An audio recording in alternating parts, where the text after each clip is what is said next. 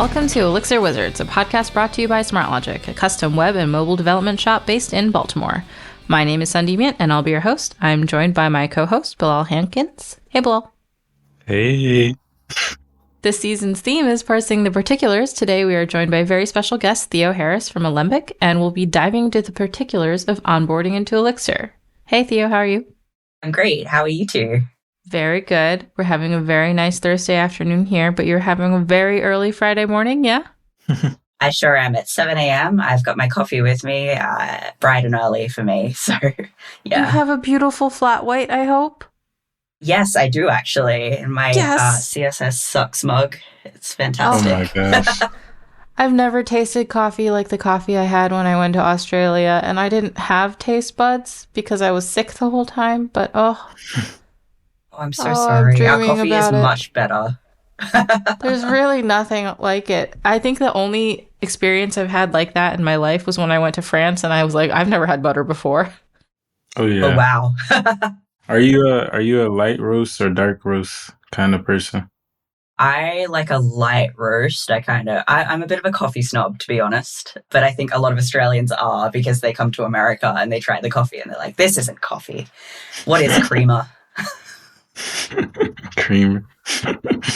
My first coffee experiences were also similarly in France, and so I actually was able to drink all the coffee with just like one sugar cube, and that was just like the perfect kind of hint of sweetness, and I didn't do any creamer, but here, creamer all the way. Right now I'm in the cinnamon dolce latte one. Like, I can't. Oh, wow. Our coffee is just not there for me. We've definitely got some coffee connoisseurs at SmartLogic, and if they listen to this episode, I'm sorry for telling you my creamer in this manner. I should have owned it up to you in person. It's funny. Theo, thank you so much for being with us and for having such an early morning. I know we're going to get into onboarding into Elixir. We had just talked about a hot take you had. Please, the floor is yours. Okay, yeah. So my hot tech take at the moment is that developers need to care more about accessibility, regardless of, where in the tech stack you're working. I think it sort of trickles down to the user regardless.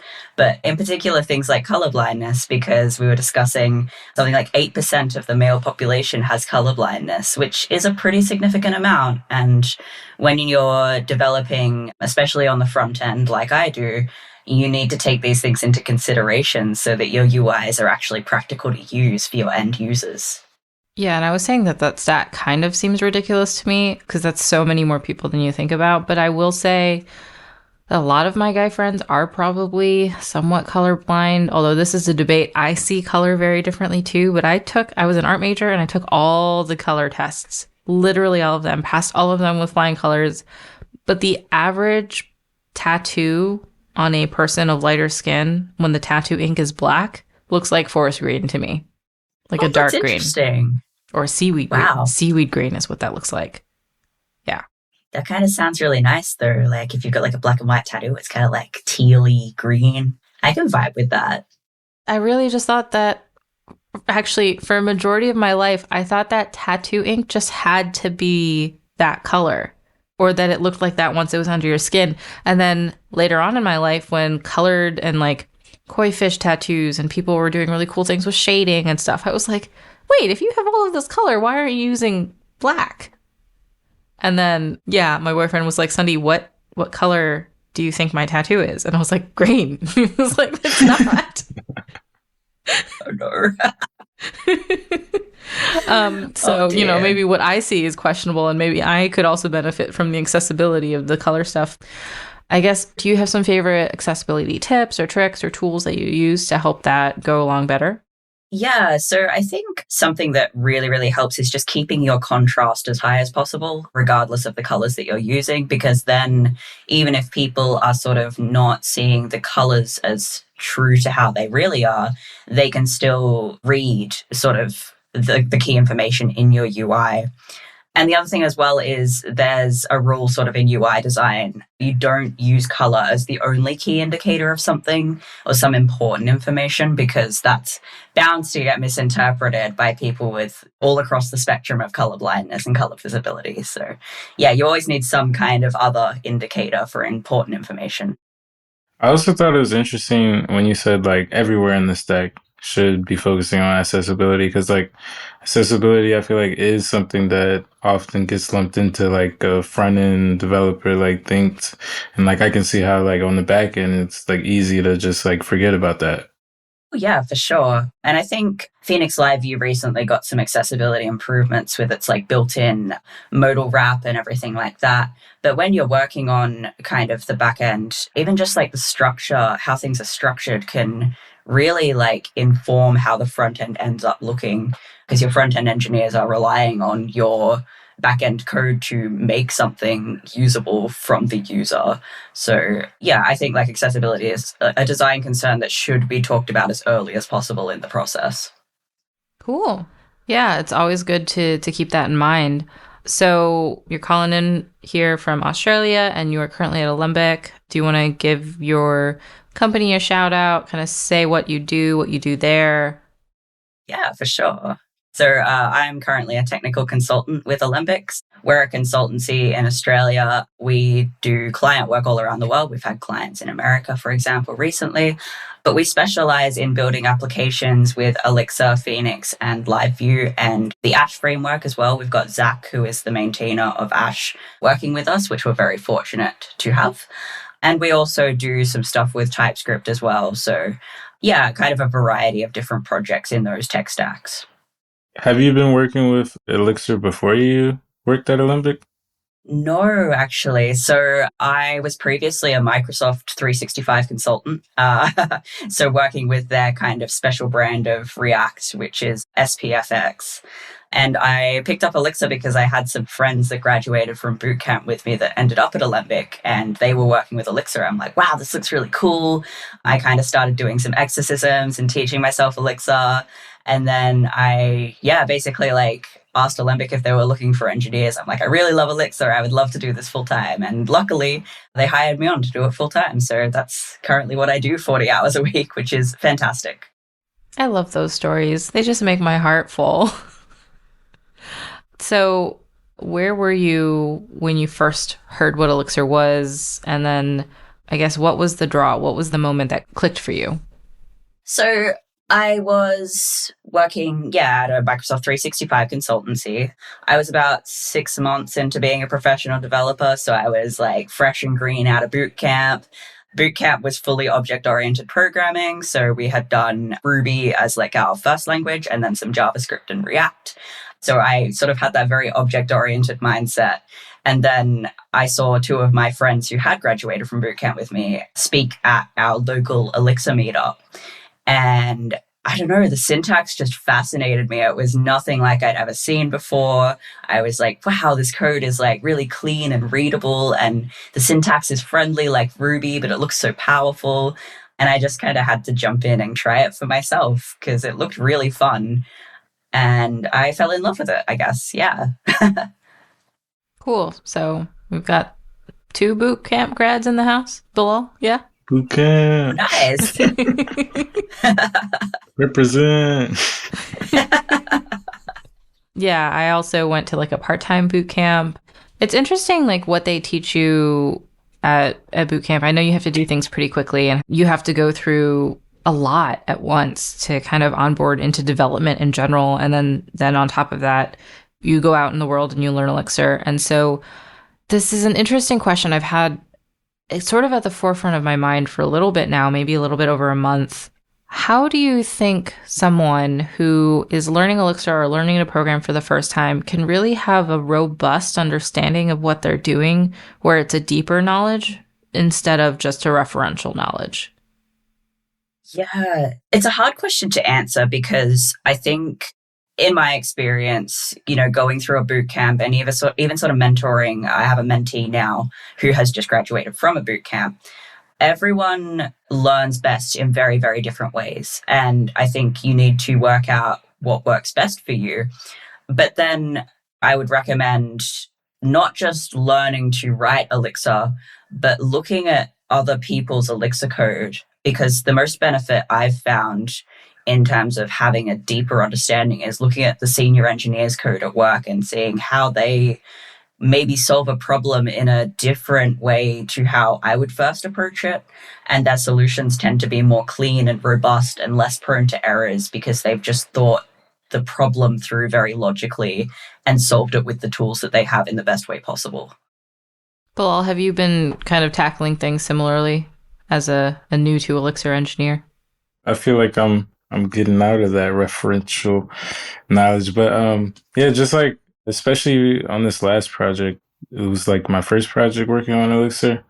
I feel like in the beginning I was like kind of hesitant to reach out, but just like reaching out more to like our staff engineer Lawrence and like just seeing how, like I remember like we probably had like a 30-minute pairing session. You just showed me like all of the cool like shortcuts and like stuff you can do in Elixir that was good for like having context at that time. Yeah, it's definitely helpful at different stages of your learning, just at different stages of your learning to incorporate different methods of learning. Because I did very similar things. I had a lot of pairing when I was first learning Elixir. I very heavily relied on looking at senior engineers' code. And I think that worked for me very well for like the first 2, maybe 3 years of my learning Elixir. I think where I'm at now is I am actually craving a deeper knowledge of maybe not just how, but also why. Because what I want to know now is, how do I come up with these solutions myself? How do I burn in these patterns that I'm seeing these senior engineers kind of do to get there? And I am now learning that I've even on this podcast said multiple times that I'm not a person that learns well from books. But I am now kind of second guessing that. And I actually have 3 books open on my desk right now, Elixir books, trying to get a better understanding of the how and the why. I don't know, that feels great to kind of have bridged that particular gap. And it's all at your own pace too. It took me probably longer than most people would to get there, but I'm glad I have. And so the onboarding Elixir journey is different, I think, for everyone. Yeah, definitely. And I think it's really great that you've mentioned sort of that approach worked for you for, X amount of time, the first couple of years of your career, but now you're kind of switching tracks, because I'm still in that first phase of my career. I guess I've only been developing for just over a year professionally. So it's kind of good to know as a more junior engineer, these methods might sort of need to change over time for me to get the most out of them. So Theo, can you tell us a little bit of the process that you went through onboarding when you went through Alembic? So you were already familiar with Elixir. What did that onboarding process look like? Yeah, so my onboarding process with Alembic was really, really interesting because I knew some very basic Elixir that I had taught myself just through using exorcisms and sort of talking to my peers that were using the language. But onboarding itself was a full straight month of pairing one-on-one with our intern at the time, who had no experience of Elixir, had just graduated from the same boot camp, so had an object-oriented background as well, no learning functional programming in her own time. She was completely fresh to this. And we actually built a project completely from scratch, which was the Wordle game that I demoed at ElixirConf this year. So it was just a month straight of pairing one-on-one and building something from scratch with the tech stack that we use for consulting, which was very, very intense. So this is interesting. You're saying that you got paired with an intern, but you were the one. So you were learning by teaching like immediately. You didn't do that traditional pair with a senior, do that kind of onboarding situation for a few months or anything like that. You went into teaching then. Yeah, kind of. It was kind of learning by doing and then teaching straight away. One of my seniors at work the other day used a great analogy. He was like, I feel like we're in that episode of The Simpsons where Marge is teaching piano by learning one lesson ahead of her student. So yeah, you're kind of learning something and immediately imparting that knowledge onto someone else. And occasionally we'd have some of the senior engineers step in and be like, hey, how are you going? And they would kind of help unstick us from sort of some more sticky bugs, I guess. But for the most part, it was 8 hours a day of pair programming with someone completely fresh to Elixir, which is a whole different experience. Very intense. What were some recent challenges that you can speak to as the Elixir engineer? I guess recently, once I sort of got the fundamentals down and I was put onto a real client project, as I mentioned, we're using the Ash framework at the moment in a lot of our client work. And that's a relatively young framework. So I think Zach, the maintainer, has been doing it for about 2 years or so now. 2.0 just launched, so it's now stable. And I have no knowledge of Ecto, which is what it's built on top of, and kind of got thrown in the deep end learning this framework and all of its ins and outs without sort of knowing a lot about what was going on underneath or maybe why it was designed in a certain way. So I think the real challenge there was picking up this knowledge super, super rapidly and applying it straight onto a client project. You know, you've probably heard the phrase move fast and break things. It was very much move fast and break things. It was very hectic, but I learned a lot rapidly in a very short amount of time. Awesome. Can you... I think we're both about to ask you if you could talk more to the Ash framework and what it is. Yeah, absolutely. For those not familiar with it, it's a framework that provides a set of tools for modeling and interacting with your resources. So resources can kind of be anything in Ash. It could be like an API or, you know, your entity model for an account. But it kind of provides a lot of niceties around building those, declaring those models and working with them. It's got a ton of different sort of tooling and interactivity in different packages as well. So there's Phoenix specific stuff and GraphQL specific stuff. It's really nice. Just to illustrate this a little further, what does the end product look like with Ash? So the end product, you end up with this very clean declaration of a model, and you kind of write actions for it. Everything is driven by actions in Ash. So you've got like an action to maybe create a new instance of a resource or get a resource by its ID. And those are all very clearly laid out in the resource itself. But then you've got things like Phoenix form helpers, for example. So when you're doing writing back to the database, it like links in directly to that resource in a very semantic and friendly way to make it as easy as possible for the developer to sort of look at what's happening and know instantly what's going on. And also very importantly, when 2.0 was released, Zach's wife gave him a cake that said Happy Ash 2.0 release. Yes, it was very sweet. He posted it on our work Discord. I thought that was super, super wholesome. Meredith is lovely as well. I got to hang out with her a bit. Made me so hungry. Oh my God, I know. What a beautiful cake. It was gorgeous. I'm just saying. Yeah, very exciting time. It was posted like a week before my birthday and dictated the flavor of my birthday cake. Oh, wow. It looks, Zach's basically an influencer now. I am very susceptible to advertising, and they know it. The people know it. Well, happy Ash 2.0 release in the year 2022 in which we're recording currently for anyone who's listening in the future. That's really cool. And then so your team, or is just Zach, or is your whole team going to Codebeam to kind of talk about their framework a little more? So I think it's actually just our technical director, Josh, who you probably met at ElixirConf, and I think Zach is going as well. So it's just those two.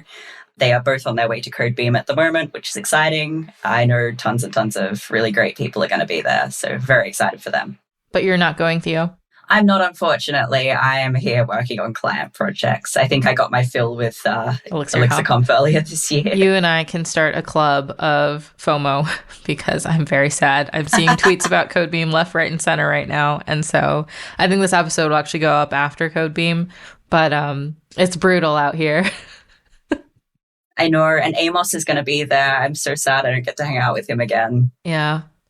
Yes, always, always, always. Well, I'm happy to rest, though, and I'm actually taking this. It's just nicer to when you're able to concentrate on a few things at a time. And so conference travel was a thing for me for a little bit, and now we're currently at SmallLogic having a professional development day, and Bilal and I have been learning a little bit more about Ecto today, which is funny when you were like, oh, I didn't know too much about Ecto before. And, reading the books today, I didn't really feel like I knew too much of it before this year either, which is, it's funny. You can just use a thing and not really fully understand it. So it's been an interesting time. Wow, yeah. Speaking of those kinds of earlier concepts, were there any particular concepts that were easy for you to grasp when you were first onboarding to Elixir versus something that took you a little bit longer, like Ecto did for me? Yeah, for sure. So I think I picked up pattern matching straight away. My interview with Alembic was actually an exorcism around pattern matching. So I grabbed that straight away. And I think being able to relate it back to something like destructuring in JavaScript is really helpful. Mm-hmm. Whereas something like maybe immutability, I think was something that took me longer to understand. And I still struggle to explain immutability to new developers coming into Elixir who haven't had that experience with immutability before. I find the best way to sort of explain that is through practical examples, but it definitely took me longer to grasp something like that than maybe other developers who, have a bit of a functional background and maybe have experienced immutability before. And it's interesting because the intern I was working with really struggled to grasp pattern matching. So I think it's very different for different people. Did your intern start in like the JavaScript, React component kind of world? Yeah, so she did the same bootcamp as I did. So she started with Ruby and then moved on to JavaScript and React through that bootcamp program. Yeah. Mm-hmm. And Bilal, you did some React too, right? Yeah, like I feel like pattern matching was kind of something that like I want to say click, but it, like when you buckle the seatbelt and then it kind of goes in, then it clicks. There's the analogy. And everyone knows what that is like. And so like I really appreciated that part, like coming from a JavaScript background and like you said, like not having that functional background like a lot of other people do. Because my bootcamp was fully JavaScript. Only Wow. JavaScript? Yeah. Okay. JavaScript. And then essentially they let us wild the last 4 weeks to choose whatever frameworks and whatnot. And that's when like I chose GraphQL. But other than that, it was all JavaScript. Or TypeScript too, but JavaScript. TypeScript is just a flavor of JavaScript at the end of the day. And now I want ice cream. We really shouldn't record at the end of the day, Bilal. I feel like that's where all the food content comes from. I mean, I haven't had breakfast yet, so I'm also hungry. I relate. Oh, yeah. I feel like I have to revisit I'm not just psychic and pointed out that you've got a flat white. When I was in Sydney, I visited for about a week, maybe 7-8 days. I had a flat white every day. I had heard they were good. And I was like, well, how good could it be? And really, I did truly just fall in. Oh, yeah. Coffee is like a whole other dimension here. There's a rabbit hole and you just keep going down it. Yeah, and I actually had never had so many options for different kinds of Asian food in Sydney as I'd seen, like, even in New York. It rivals even New York. I mean, I actually, like I said, I got sick while I was there, and I found I don't eat chicken noodle soup when I get sick. That's very plainly American. I am American, but I'm also Burmese. And so like what I eat is a rice porridge, which is like a chicken bone broth boiled down with rice. And it's really just that, but ginger for the anti-inflammatory and just like pepper if you're feeling up to it. But I would not find that here where I am in Baltimore. I mean, maybe, but I wouldn't really find that. And I have to make it myself. But, I was in a hotel, but like 7 restaurants around the corner from my hotel would sell it. And I was fine. It was like the best. I don't know. I remember the food very well for being sick the entire time. Wow. That's quite the memory to have for an overseas trip. I mean, I get it. I was a bit crook when I was at ElixirConf and I'm like, my memories are coffee with a lot of creamer and anti-inflammatory drinks. Yeah. Yep. At ElixirConf, we were in the middle of nowhere too, just like, in the middle of a resort that was on a plot of land that was not surrounded by much. So it's an interesting, different experience, but kind of all around, it's a good time when you're with Elixirists, at least. I enjoyed myself a lot. Yes, it was a fun time. Excited for next year. So thinking back a little bit to what resources are available now to an Elixir engineer versus like where you were even a year ago or 2 years ago, is there anything you would recommend similarly or differently to somebody who is learning Elixir and Phoenix for the first time today? Yeah, so I have to give a huge shout out to Brooklyn Myers here, who you had on the show, I think, a couple of months ago. Dockyard Academy is looking absolutely fantastic. I've been keeping up with the beta curriculum, and I think that's going to be the way to learn Elixir. And now that that's sort of, they're taking their first cohort at the moment. I got the email notification the other day, I think. That's going to be the way to learn Elixir, I honestly think. And what they've done there with LiveBook is so incredibly impressive, building an entire curriculum with LiveBook. It's just a fantastic use of the tooling. So if I could go back and learn Elixir that way, I would totally do it that way. They've got everything you could ever want.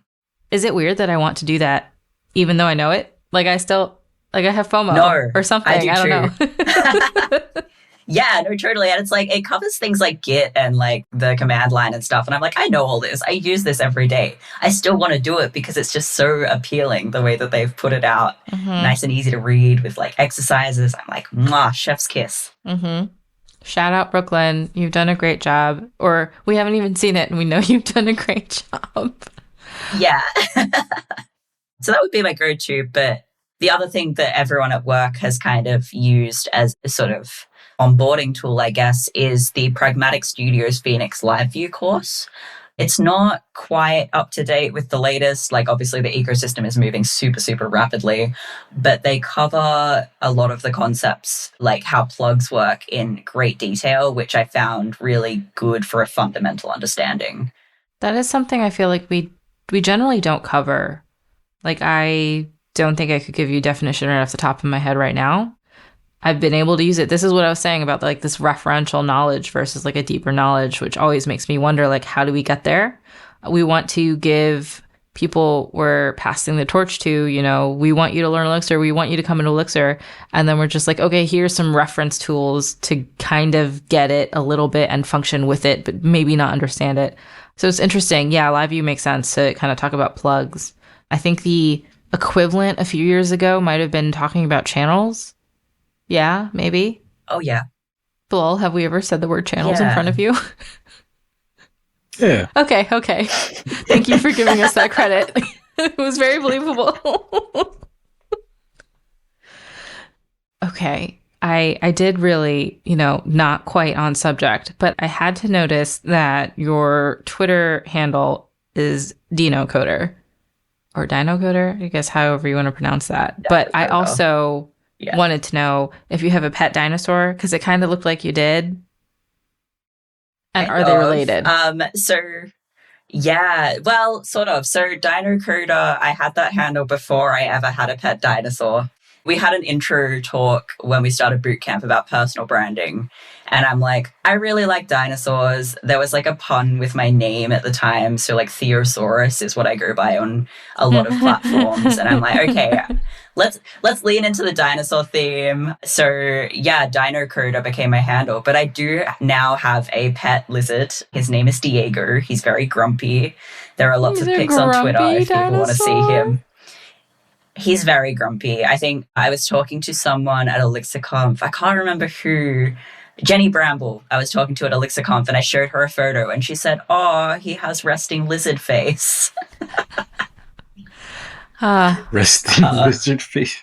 Yes, very grouchy. I remember there was like in elementary school, we had some kids who had like a pet imaginary dinosaur, and made like, I forgot what this is, Google Plus made a Google Plus account for like, and it would just be like, hey, it's me and my dinosaur walking my dinosaur.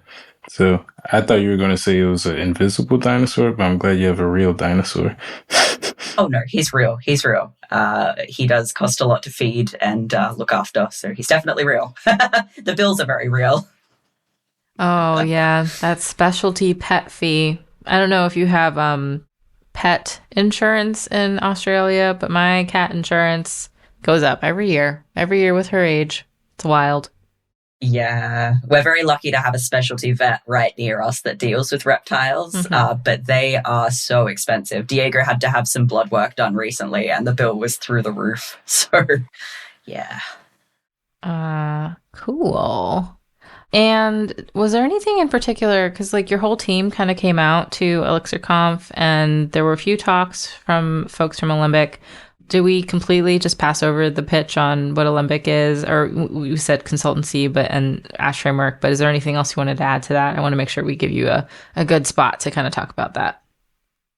No, totally. So I think where Alembic is really shining right now is using the Elixir Phoenix LiveView stack alongside Ash to develop working prototypes really, really rapidly with less developers is what we've noticed. So both of the projects I've been on, it's been me. So I was a junior on the last project. I got bumped up to not junior for this project.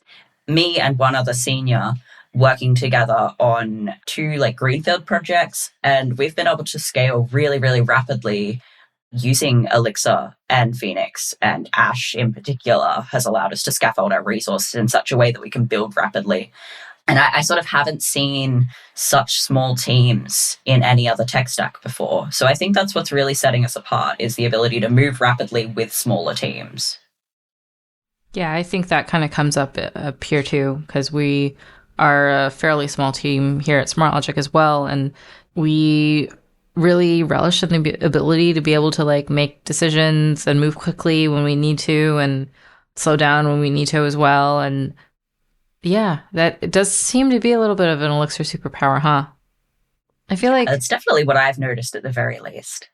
Yeah, I don't remember what particular guest we had talked to. It might have been our guest from Duffel a few years ago talking about integrating with travel data, airline flights, and maybe hotels, but I think it was just flights. And I had previously worked at a company that did that, and we had teams of 5 or 6. We had maybe 30 engineers, 40 engineers working on that kind of integration data, and it was just like a really big thing. And when we talked to the Duffel team, I don't remember a number, so I don't want to give you misinformation here, but I think it just gave me the vibe that it was a smaller team, like definitely not 30, 40 engineers. And I was just thinking, wow, Elixir really made it so that they could do it smaller, huh? Yeah, and that's crazy. Yeah. Like our entire company is 30 people. So having a team that big, it doesn't even occur to me. And I think, having those smaller teams, it gives you so much freedom, like you're saying, to make decisions or do things on the fly that maybe you couldn't do with 30, 40 people. I also appreciate like the opportunities and whatnot like present itself, because I feel like we are a small team of engineers, but like it doesn't like similar to what you said, like a team of like 30 or 40, I couldn't imagine like doing the same thing as efficiently. And like for me as like a junior, like I feel like it's easier for me to pick up like little tidbits and like knowledge than if I was in a room with 40 other people at cubicles or, all working on one project. It also makes it easier to kind of see the whole picture. At least I'm speaking to my job as a manager as well, like an engineering manager, to help people who aren't understanding some concepts, or I like can recognize, hey, you said you were interested in this 2 months ago and we have an opportunity for you to work on that now. Would you like to give that a shot? And maybe that is just a nature of being observant or a nature of me having written it down. But also I feel like at a smaller company, you can make those connections better and really help raise up your juniors. Not to say that a junior engineer doesn't thrive or survive at a big company. I know it's definitely comes down to preference, but Elixir is kind of niche. And so I don't know, when you're in a niche environment, sometimes I think a smaller company kind of makes it a little easier, but we've got some mammoths on the horizon too. So, maybe we should do a small company versus big company off. I don't know, bring on some other folks from some of the big ones we know about. That'd be pretty cool. I'd love to see like a hackathon between like a small Elixir team and maybe a larger JavaScript team or something like that, and see what they produce in X amount of days. Could be interesting. Sounds like a very heated. Yeah, I was going to say them's fighting words. Oh, yeah. I mean, hey, I'll put my hand up for anything. I feel like the JavaScript people would just be like, why would we even walk into this? We're more popular than you. We don't have to do this, even though for some reason it makes me think of Pitch Perfect. I don't know if either of you watched the movie. Yeah. They're just, the main character always refers to herself as like, I'm a very small human, like I'm like a little fairy or something. And she's always like, you know that she's the best. You know it. But everyone always kind of treats her and her team like she's not gonna do well. I'm not saying that people treat Elixirists like that, but it's interesting because every once in a while you kind of hear in the industry like, oh, right, those niche coders over there. And they just sort of like say that and kind of move on. It's interesting. Yeah. I'm in the Gleam Discord and someone shared a tweet the other day that said, Elixir programmers are the vegans of programming. And everyone was simultaneously tickled but slightly offended, you know? Yeah. It's an interesting time. Do you have a favorite thing about Elixir in terms of like when you were onboarding and you were just like, oh my God, I love pattern matching, or oh my God, I love pipes? Was there anything like that? Yeah, I was very much like that with pattern matching. It was just such a nice way to keep your functions clean. I really like beautiful code in the sense that I like clean code that is simple to read and communicates clearly. And that's something that I've kind of brought with me as I've gotten more and more experienced, because I find working on bigger and bigger code bases, it's such a valuable skill to have. And also the pipe operator, because again, it's keeping those functions so much cleaner and tighter. I was demonstrating to a mentee that I have how the pipe operator can help you get rid of some of these really obtuse function calls. And she was like, oh my God, my mind is blown. So yeah, anything that keeps your functions clean and readable and friendly for the other developers on your team, I'm a huge fan of. Cool. Speaking of being a huge fan, we said we were going to open with this. We didn't. I know I'm really painting myself on this podcast as being a humongous Pokemon fan, but I just have to let all of our listeners and our co-host, who's not with us right now, Owen, know that Theo is wearing a Pikachu shirt right now. It's fantastic. It was a Christmas gift. I'm a big fan of Pokemon as well. It's probably my all-time favorite franchise, I would say. So you are a true fan, and I am like a referential fan. I think I did actually grow up having a Pikachu plushie toy most of my life. That is fair. I think that was real. But yeah, it comes up on this podcast a lot. And I'm Owen, for you who's listening right now, I'm just going to rehash this. Kirby is not the same thing as Jigglypuff. It's not. I'm shook. I'm shook that anyone could confuse the two. No, they're both good boys, but they're not the same.